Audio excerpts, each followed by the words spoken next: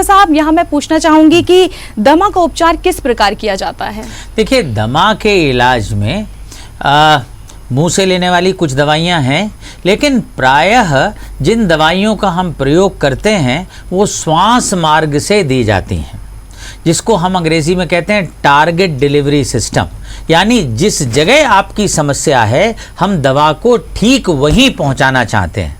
आपने देखा है, आँख के रोगी, आँख में कोई प्रॉब्लम होती तो आँख में आई ड्रॉप डाल लेते हैं, कान में समस्या होती है तो ईयर ड्रॉप डाली जाती है, मुंह में छाला निकल आता है तो हम छाले पे दवा लगा लेते हैं, खाल में समस्या होती है तो खाल पे मरहम लगा लेते हैं। इसी ढंग से सांस की नली में जब कोई समस्या हो तो दवा को कुछ यंत्रों के, जिन्हें हम इनहेलर्स कहते हैं, उनकी मदद से श्वास की नली तक सीधे पहुंचाया जाता है और इसके जरिए से दमा का इलाज किया जाता है।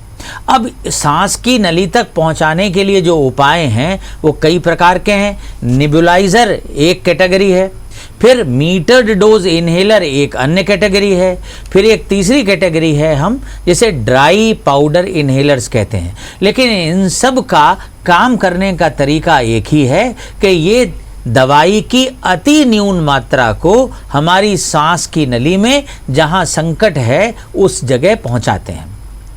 ये दवाइयां दो प्रकार की होती हैं। एक जिन्हें हम राहतकारी दवाइयां कहते हैं, यानी जो समस्या हो गई है उससे त्वरित आराम दिलाने के लिए, शीघ्र हमको लाभ पहुंचाने के लिए इन राहतकारी दवाइयों का प्रयोग होता है। और दूसरी कैटेगरी की दवाइयां हैं, दूसरी श्रेणी की दवाइयां हैं जिन्हें हम बचावकारी या प्रदाहरोधी दवाइयां कहते हैं। ये दवाइयां बीमारी के मूल कारण पे आघात करती हैं और धीरे धीरे हमारे श्वास की नली के प्रदाह को शांत करने के लिए उपयोगी हैं।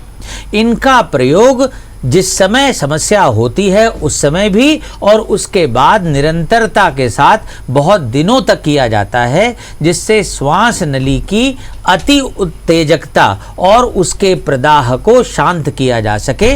अन्यथा ये बार बार अटैक आने के संभावना बनी रहेगी और यदि इन दवाइयों का हम सेवन करते रहेंगे तो प्रदाह धीरे धीरे शांत हो जाएगा और हमें बार बार अटैक्स आने से मुक्ति मिल सकेगी। डॉक्टर साहब, आपने इनहेलर का जिक्र किया, तो जो लोग इनहेलर का उपयोग करते हैं तो इसकी आदत तो नहीं पड़ती उन्हें? आदत, मैं आपका एक उदाहरण के माध्यम से इस प्रश्न का भी जवाब देना चाहूँगा। मैं लगभग 6 वर्ष का था जब मेरे माता पिता ने ये पहचाना कि इस बच्चे को साफ नहीं दिखाई दिया और मुझे उन्होंने ये चश्मा लगवा दिया। आज मेरी उम्र 60 साल है, तो लगभग पिछले 54 साल से मैं निरंतरता के साथ इस चश्मे का प्रयोग कर रहा हूँ और ये चश्मा मुझे वो हक देता है जो दिव्या जी आप बिना चश्मे के देख पा रही हैं। तो दो लोगों के बीच में साम्य स्थापित करने के लिए मेरे पास सिर्फ 2 विकल्प थे। या तो मैं दृष्टिहीन बन के या दृष्टिबाधित बन के निरंतरता के साथ में इम्तिहान में पास ना होता, फेल होता रहता और उसके बाद में 1 साल और 2 साल और 3 साल एक क्लास में लगते और सब मुझे मूर्ख समझना शुरू करते। फिर एक दिन क्लास टीचर बुला के मेरे पिताजी से कहते कि देखो भाई, ये पढ़ लिख नहीं पाएगा, कोई मोटा सा काम करा दो उसको। और दूसरा पक्ष ये था कि नहीं, इसको एक आंख के लिए ऐसा यंत्र दो जिसके जरिए से ये बराबर देख पाए और फिर ये वो सब कर सके जिन लोगों को दृष्टिहीनता नहीं है वो करते हैं। उन्होंने दूसरा रास्ता अख्तियार किया। नहीं तो मैं कहता हूं अगर ये ना हुआ होता तो आपके उस स्टूडियो के बाहर एक मूंगफली का ठेला मेरा भी होता। और आज वो नहीं है और आपने मुझे आमंत्रित किया है इस स्टूडियो में बैठ के कि मैं लोगों के साथ में आज कुछ बातचीत कर सकूं, तो आप माने या न माने, इसमें इस चश्मे की एक बड़ी भूमिका है मुझे, जिसने आज यहां तक पहुंचाया है। नहीं तो विकल्प क्या होता मैं ऑलरेडी बता चुका हूं। ठीक इसी ढंग से जिन लोगों को सांस की बीमारी है उनको मैं कहता हूं इनहेलर्स की आदत डाल लेनी चाहिए, जैसे मैंने चश्मे की आदत डाल ली है। ये आदत ही उनको दूसरों के समकक्ष रख पाएगी। हालांकि अच्छी बात यह है कि इसकी खुराक जैसे जैसे दमा नियंत्रण में आता जाता है कम होती जाती है। बचपन में मैं चश्मा निकाल के फेंक देता था, माँ बाप फिर लगा देते थे। धीरे धीरे मैंने आदत डाल ली और आज मैंने बताया इसी वजह से मैं इस मकाम तक पहुंच पाया हूं। अगर बच्चे ये आदत न डालेंगे तो श्वास की नली की विकलांगता उन्हें देर में एक ऐसे मोड़ पे खड़ा कर देगी जब घर में अपने बिस्तर पे वो निरंतर ऑक्सीजन के सहारे होंगे और हर दूसरे दिन उन्हें किसी न किसी चिकित्सक की जरूरत पड़ेगी। अगर वो चाहते हैं कि श्वास संबंधी इस विकलांगता से वो ग्रस्त न हो तो ये जरूरी है कि दमा को बचपन में पहचाना जाए और उसे बढ़ने से रोका जाए, श्वास नली के प्रदाह में वहीं उसको नथ दिया जाए, अन्यथा अगर हमने देर की तो बहुत देर हो जाएगी। चर्चा को आगे बढ़ाते हैं और अगला सवाल लेते हैं कि इनहेलर से दवा लेने का क्या लाभ है, डॉक्टर साहब बताइए। देखिए, इनहेलर आधुनिक दुनिया का वो नवीनतम उपाय है जिसमें दवाई की अति सूक्ष्म मात्रा, मैंने जैसे आपसे कहा, श्वास नली के उस स्थान पे सीधे पहुंचाई जाती है जहां पर समस्या होती है।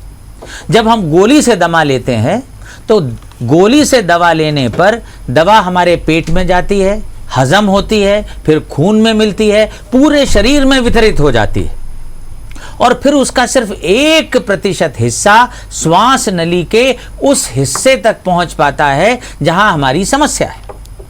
तो काम सिर्फ 1% हिस्सा करता है और 99% हिस्सा शरीर के उन क्षेत्रों में जाता है जहां उसकी कतई आवश्यकता नहीं है।